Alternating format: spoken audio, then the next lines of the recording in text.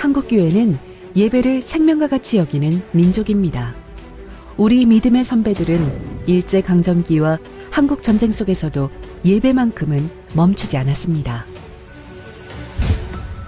주님을 위해 10번 100번 죽어도 좋지만 주님을 버리고 100년 1000년 산다 한들 무슨 삶이겠습니까? 주님 저 위에 죽으셨거늘 죽음을 무서워 주님을 모른 채 하겠습니까? 다만 일사가고 있을 뿐입니다. 이렇게 목숨 바쳐 예배를 지켜온 한국교회.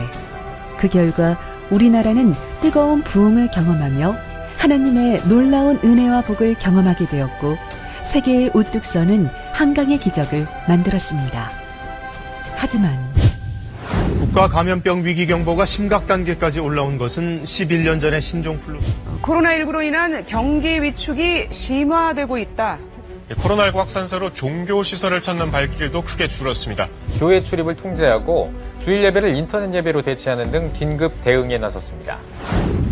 대한민국은 이러한 위기 상황 가운데서도 모든 국민들이 지혜와 힘을 하나로 모아 위기를 대처하는 모범 국가가 되었습니다.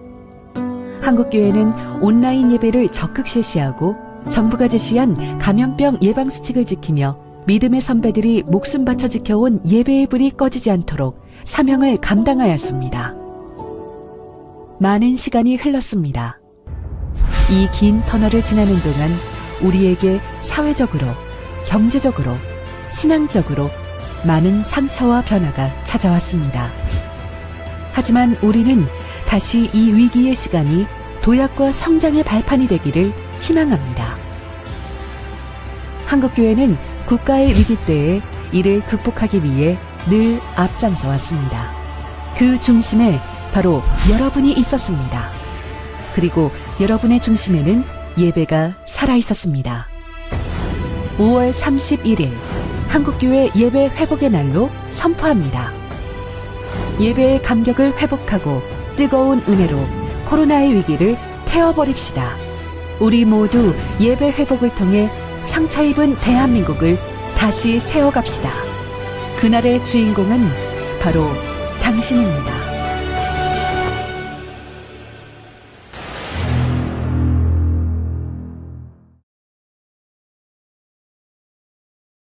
태견 성결교회 사랑하는 가족 여러분, 이 한 주간도 평안하십니까? 지난 주일은 성령 강림을 정말 고대하는 주일이었고요. 이 한 주간은 그렇게 성령께서 우리 가운데 오셔서 충만하기를 정말 갈망, 열망, 기대하는 그런 한 주간입니다. 그리고 돌아오는 주일은요, 5월 31일은 성령 강림 주일이고요. 이 성령 강림 주일에 이제 교회가 시작됐습니다. 이 세상 가운데 이제 교회가 시작됐는데요. 이날을 기점으로 해서 5월 31일 성령 강림 주일 슈퍼 선데이, 그리고 한국교회 예배 회복의 날로 그렇게 이날을 정하고요. 이번 주일에는 2부, 3부 예배로 총동원해서 온라인 예배에서 성전 예배로 또 성령을 사모하는 갈망하는 마음으로, 그리고 주님이 찾으시는 그 한 예배자로 모두가 온 가족의 손에 손을 잡고 주님 앞에 나와 예배하는 그런 거룩한 주일입니다. 이 한 주간도 성전에서 매일매일 기도하는 모든 분들을 축복하고요. 예수님의 사랑으로 머리부터 발끝까지 주의 성령이 충만한 우리 가족들 다 되시기를 축복합니다.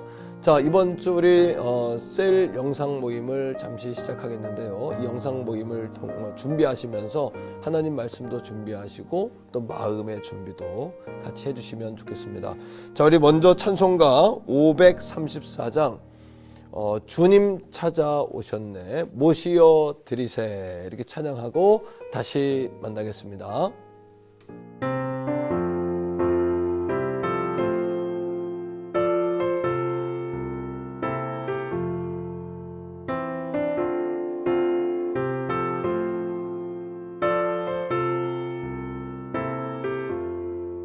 주님 찾아오셨네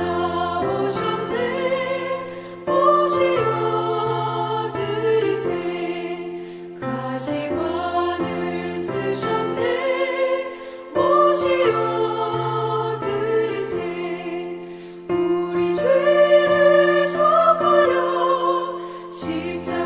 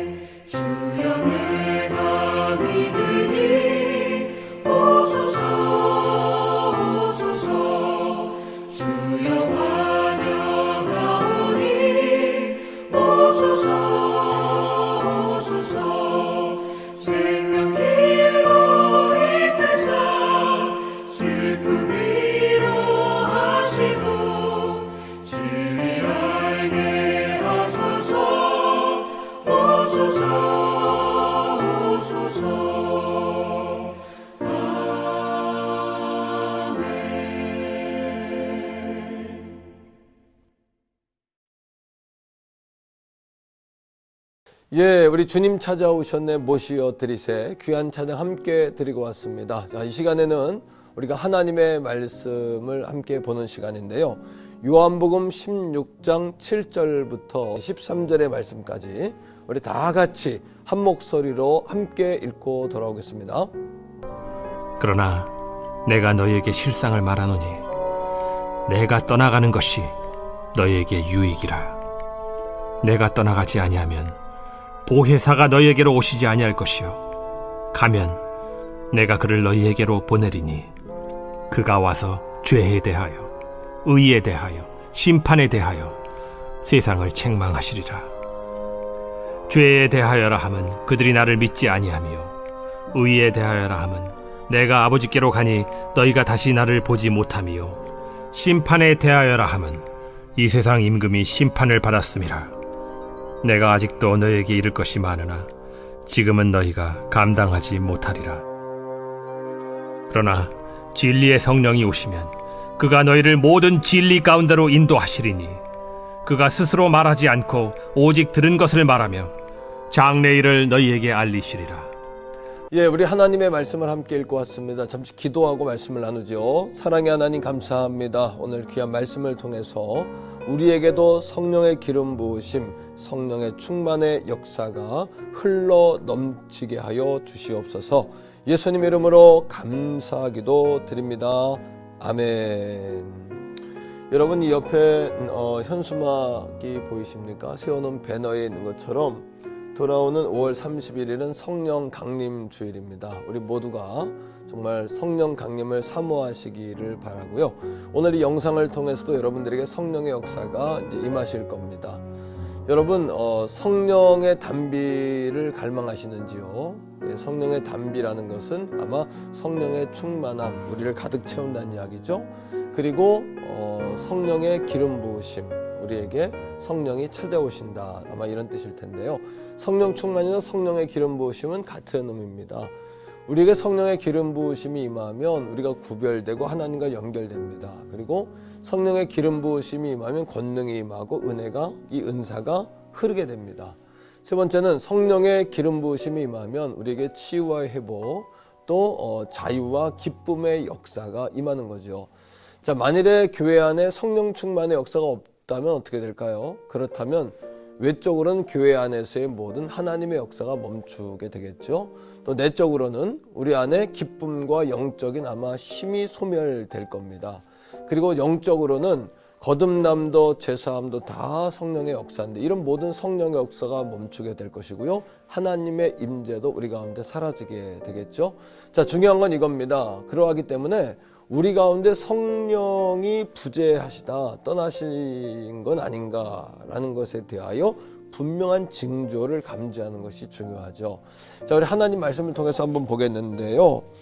누가복음 2장 48절의 말씀입니다. 이 말씀은 예수님의 어머니 아버지와 예수님이 예루살렘을 방문하셨다가 돌아오는 길에 예수님을 잃어버립니다. 그리고 3일 후에 성전에서 예수님을 찾는 장면인데, 자, 이 말씀을 제가 읽어드릴게요. 그의 부모가 놀라며 그의 어머니는 이르되 아이야 어찌하여 우리에게 이렇게 하였느냐. 보라 내 아버지와 내가 근심하여 너를 찾았노라. 이렇게 예수님의 어머니 마리아가 예수님을 만났을 때 이제 하는 이야기입니다. 여기서 우리는 세 가지로 성령님이 부재하실 때 우리에게 일어나는 증표를 세 가지로 봅니다. 첫째는 근심했다는 거예요. 아이야, 내가 내 아버지와 나를 어찌하여 근심하게 했느냐. 여러분, 근심이라는 단어, 건강한 근심도 있습니다. 우리가 도전하게 하고 노력하게 하는 그런 근심도 있지만, 여기서 말하는 근심은 두려움, 불안, 걱정, 또 염려 뭐 이런 걸 이야기하는데, 원어적으로는 목을 조른다 이런 뜻이에요. 우리의 삶 가운데 근심과 염려 때문에 우리의 목을 조르는 상황이 생겼다면 그것은 성령께서 우리에게서 떠나셨다, 소멸하셨다라고 보셔도 과언은 아닐 겁니다. 근심하지 않음, 이것은 반대로 성령이 우리와 함께 하시는 여러분 증표겠죠. 빌립보 4장 6절 7절 말씀을 기억하시죠. 아무것도 염려하지 마라. 그리고 오직 뭐예요?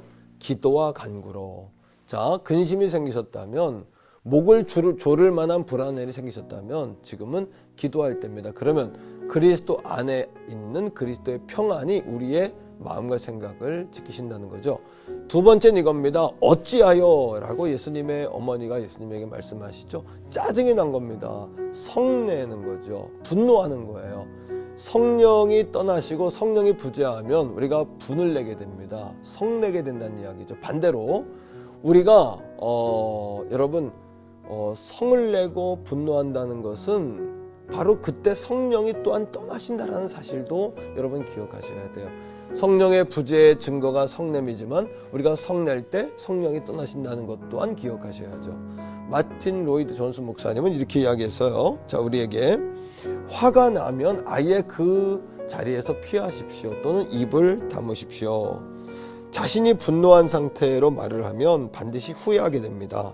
자신이 화를 인식하고 말을 조심한다면 성령이 비둘기같이 다시 돌아올 것입니다. 그와 함께 두려움을 내쫓는 성령님의 사랑도 임하게 될 것이다 라고 이야기했죠. 세 번째는 이겁니다. 예수님을 처음에 만나자마자 그 어머니와 아버지의 반응은 놀랐다라고 이야기해요. 이건 당황했다 또는 혼란스럽다, 혼동했다 이런 이야기인데 성령이 부재하시게 되면 우리 안에 혼동과 놀램의 증표가 나타나게 되는 겁니다.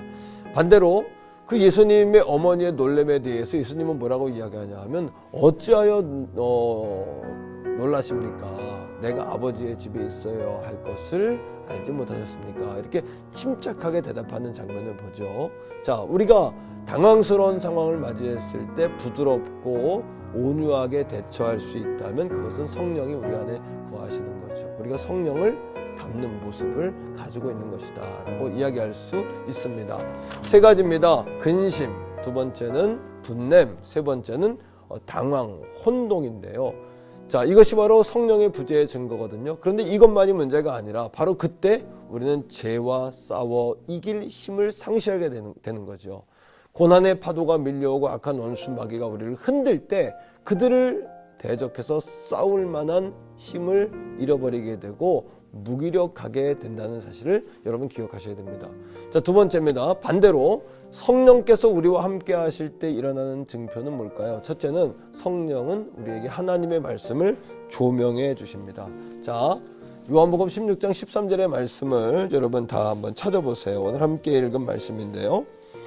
그러나 진리의 성령이 오시면 그가 너희를 모든 진리 가운데로 인도하시리니 그가 스스로 말하지 않고 오직 들은 것을 말하며 장래일을 너희에게 알리시리라 이렇게 이야기해요. 성령은 진리의 영입니다. 그런데 성령은 자기 말을 하는 것이 아니라 예수님에게 들은 것을 말씀하신다는 거예요. 다시 말하면 성령은 하나님의 말씀인 성경을 조명하십니다. 그러면 성경은 예수 그리스도를 드러내십니다. 이것이 바로 성령의 역할인 거예요. 하나님은 창조하십니다. 예수님은 구원하십니다. 성령님은요, 이 모든 일을 성취하시는 분이죠. 자, 성령님은 말씀을 조명하고 성경은 예수님을 드러내고 예수님은 우리에게 구원의 길을 보이시는 것이 성령과 말씀과 또 우리 예수 그리스도 그리고 우리와의 관계라는 사실 또한 아셔야 돼요. 여러분, 제임스 패커라는 목사님은 성령의 목적에 대해서 이렇게 이야기했습니다. 이게 너무 중요한 이야기인데요. 잘 들어보세요.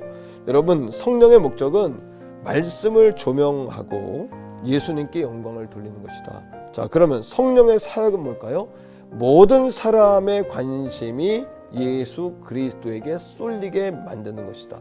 여러분, 성령의 별명은 뭘까요? 별명도 있는데요. 자, 이런 겁니다. 성령의 별명은 조명등이다 라고 이야기합니다.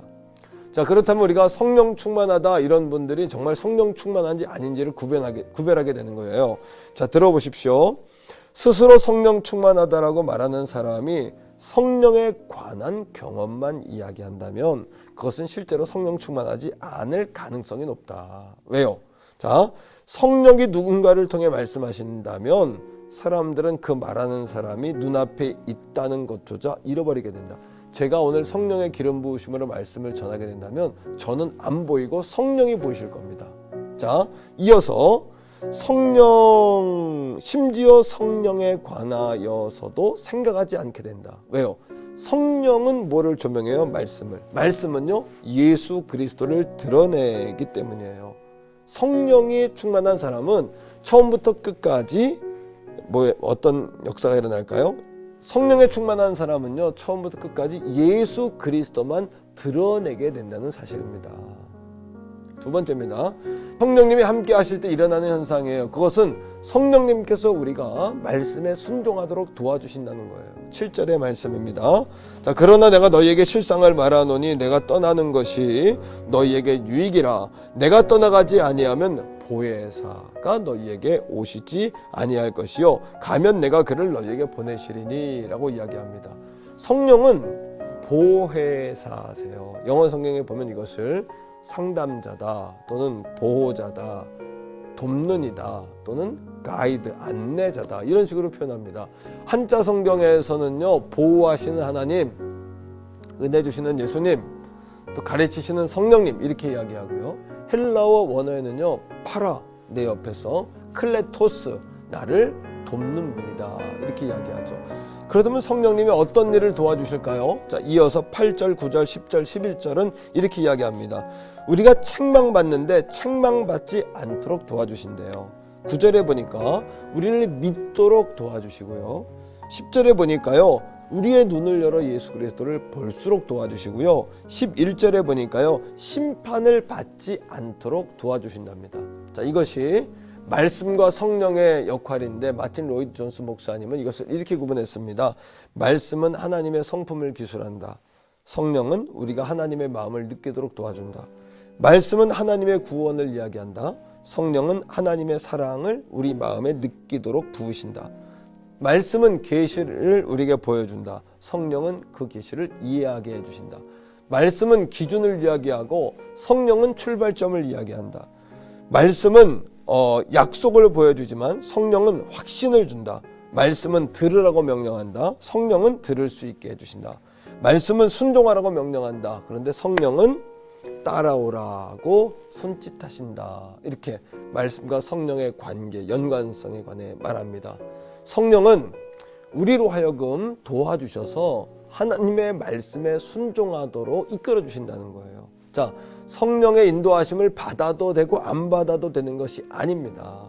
하나님의 말씀을 깨닫고 주의 말씀에 순종하려면 성령님이 반드시 우리와 함께 하셔야 되는 거예요. 마지막입니다. 성령님이 함께 하실 때 나타나는 증표 세 번째입니다. 그 세 번째 증표는 성령님은 우리 각자 개인에게 그리스도의 능력이 흐르게 하신다는 거예요. 오늘 어떤 사람은 오늘 이 말씀을 들으면서 나같이 소심한 사람에게도 성령이 임하실까? 나 같은 죄인에게도. 또 어떤 분들은 두려운 마음도 생기실 겁니다. 나 같은 사람, 내 신앙적인 배경은 그런 게 아닌데, 난 교회 다닌 지 얼마 안 됐는데, 내가 지은 죄가 많은데, 내가 불신앙했는데, 뭐 이런 마음을 가지시겠죠? 자, 그러나 성령이 임한다고 할 때 그 성령의 임재는 누군가에게 어느 장소에 몰려서 임하시는 것이 아니라 사도행전 2장 3절 말씀에 보니까 이렇게 이야기합니다. 잘 들어보세요. 사도행전 여러분 2장 3절입니다. 마치 불의 혀처럼 갈라지는 것들이 그들에게 보였는데 각 사람 위에 하나씩 임하여 있더라. 이렇게 이야기해요. 오늘도 여러분 주님의 성령은 이 방송을 듣고 예배하는 모든 분들에게 하나씩 임하시는 분이에요. 찾아가시는 분이에요. 각자에게 개개인에게 임하시는 분이라는 거예요. 자, 로마서 8장 26절의 말씀을 기억하시죠? 성령은 우리의 연약함을 도와주십니다. 그래서 우리가 마땅히 빌 바를 알지 못하지만 우리가 마땅히 빌 바를 알지 못하는 게 뭘까요? 우리가 하나님의 아들인 것을 잊어먹고 하나님을 아버지라고 부르짖으면서 기도하는 그렇게 마땅히 기도할 바를 알지 못한 우리를 불쌍히 여기고 도와주신다는 거예요. 그러니까 성령님이 오시면 여러분 더 나은 내가 되는 것이 아니라 정말 진정한 나를 찾게 되는 거죠. 하나님의 자녀로서의 나 자신을 말입니다. 성령님이 도와주신다는 거예요. 오늘 성령 강림주일을 준비하고 기다리는 이 한 주간입니다. 여러분 성령은 받아도 되고 안 받아도 되는 것이 아니죠. 성령이 떠난다면 우리는 근심과 분냄과 당황 이거밖에는 우리는 여러분 얻을 수밖에 없고요. 영적 전쟁에서도 실패할 수밖에 없겠죠. 성령 충만하셔야 됩니다. 그리고 그 성령의 불을 옆으로 자꾸 이렇게 붙여가셔야 돼요. 기도의 불을 재활성화시키는 우리가 되어야 된단 말입니다. 마가의 다락방인 성전으로 모이십시오. 그리고 힘써 우리 기도합시다. 그리고 아버지께 부르짖는 성령의 불을 각자 하나씩 내려달라고, 우리 태교원 성결교회에 그런 놀라운 성령의 역사가 임하게 해달라고 기도하는 이 한 주간 다 되시기를 주의 이름으로 축복합니다. 자, 오늘 이 시간에는 셀 모임을 마무리하면서 잠시 기도하는 시간을 가질 텐데요. 먼저는 돌아오는 5월 31일 성령 강림 주일이에요. 마가의 다락방에 임하셨던 성령께서 우리 예배의 현장에 각 사람 위에 하나씩 임해 주세요. 이렇게 기도하기 원합니다. 두 번째는 5월 31일에 한국교회 예배 회복의 날입니다. 이 터닝 포인트가 되어서 코로나가 잠잠하게 하시고 온 성도들이 담대하게, 강하고 담대하게 예배 현장에 나올 수 있도록 여러분 기도해 주시기를 바랍니다. 우리 자녀들이 이제 개학을 해서 학교에 가기 시작했죠. 우리 자녀들을 위해서도 기도해야 되겠고요. 정말 땅끝까지 복음 증거하는 우리의 기업, 우리의 자녀, 우리의 가정 되게 해달라고, 우리 가운데 하나님의 나라 임하도록 주여 한번 뜨겁게 부르고 여러분 기도하겠습니다. 주여.